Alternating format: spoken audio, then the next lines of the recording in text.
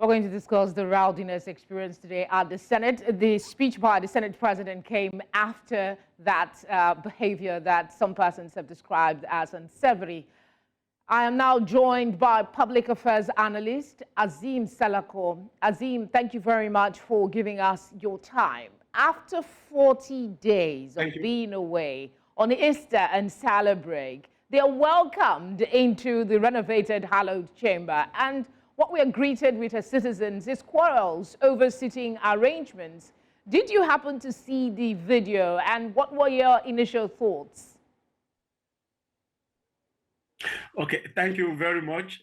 Good evening. I don't know if you can hear me. I can, sir. Go ahead. Very well, I'm sure we can hear you all.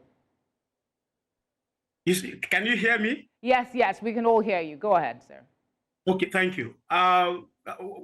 Unfortunately, we are on an international television because it demands that we discuss current affairs. But it is embarrassing that we are here, we are gathered here talking about what I would describe as a show of shame of amongst those who usually are fond to describe themselves as distinguished senators, being enthralled in what I also consider to be an infighting amongst the APC senators, because it is important for us to put the matter beyond concepts into context, so that we can be able to make a good sense out of all that has happened. Just like you mentioned while you were making your introductory remarks, you said 3 senators trade words over sitting arrangement. But it is instructive to note or call your attention and the attention of Nigerians to the fact that the 3 senators, in fact, about 5 senators who were involved in that rumpus are members of the All Progressive Congress. The Senate President, Goje, whom Senator Sahabi actually interrupted, in fact, disrespected his seat, he is a member of the APC. Senator Yao himself is a member of the APC. Senator Danjuma Goje, who actually retorted to Senator Bamidele, both of them are members of the APC. And of course, the man who is also the chairman, Senate Committee on Services, is also a member of the APC. So it is important for us to understand and to put it into proper context, that it is not just a fighting amongst senators of the Federal Republic of Nigeria, but an infighting among APC senators. Isn't there a better way? I mean, I know we need to talk about this because it happened on national TV for everyone to see. Isn't there a better way this could have been handled? And what is your assessment of the leadership provided in this instance by Goje? We understand that they went into a closed-door session afterwards.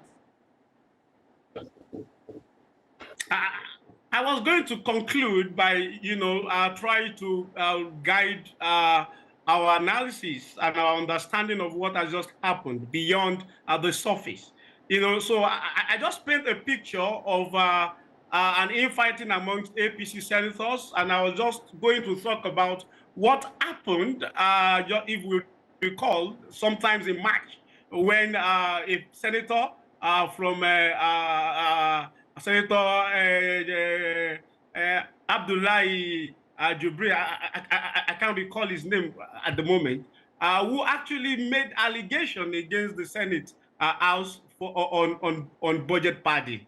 If you juxtapose these two together, you will realize that it seems to me that the Senate President, Goje, has lost the confidence of members of the majority of the members in the Senate. And so there's a need for us to really put that into context, so that the Senate will, as a body and also as an organization, will see into this matter beyond fighting over seats. I am seeing something more, more.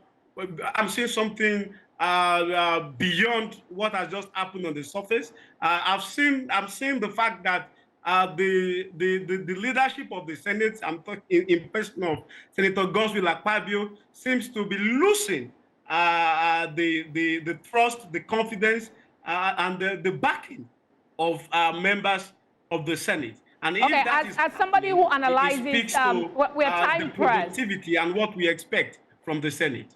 Azeem, I'm sorry to interrupt, but we're time pressed. So I'd like you to speed up and talk about, I mean, you watch things happen. How do you think that the Senate can come back from the seeming distrust that is growing among Nigerians about their handling of affairs that have been put in their charge? What should be their priority now? Of course, what should be their priority is about, there are lingering crises plaguing the development of Nigeria. The rowdiness that has just happened in the Senate is also happening nationwide at different fuel stations. So I think that should be should attract the concern of the Nigerian Senate, instead of doing what we usually find amongst the kids. So I think what the Senate should be concerned about at the moment is on how to address the critical issues affecting governance in Nigeria. One of them is the ongoing fuel scarcity. Nigeria cannot afford to be producing oil and yet suffer to access it. It's embarrassing, and I think these are matters of serious and national concern that should attract the attention of the Nigerian Senate, instead of engaging in such an embarrassing and I guess I should quickly point out here that the House of Representatives have invited the leaders, the Minister of State for Petroleum and the NNPC. I'd like your quick thoughts on their summoning of these individuals. This is not the first time we're hearing asking the ministers to come and speak on what is going on in the country. Do you expect that this summoning will have any impact on the specifically growing fuel scarcity and the immediacy of a response from that meeting? Okay, thank you very much. My network is crappy here, but I hope that you hear me. I think it is timely that we are having the legislature engaging the members of the executive. In matter of this, it will be 1 year that President Bola Ahmed Tinubu was sworn in as President of the Federal Republic of Nigeria.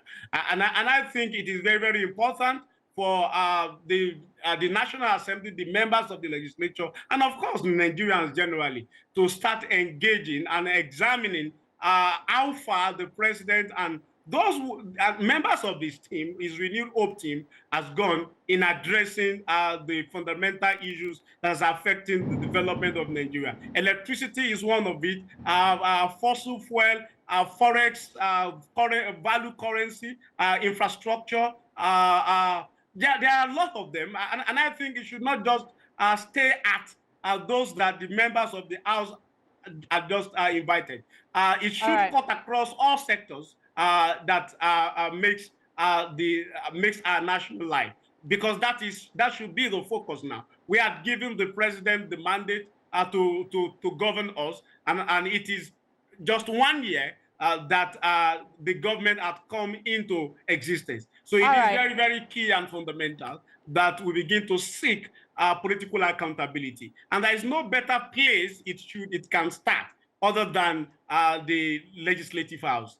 But so I think that it is not that, but I hope that something meaningful beyond rhetorics and beyond just media show off will come out of this process of all right, Azeem, thank you very much for speaking with us. We appreciate your time.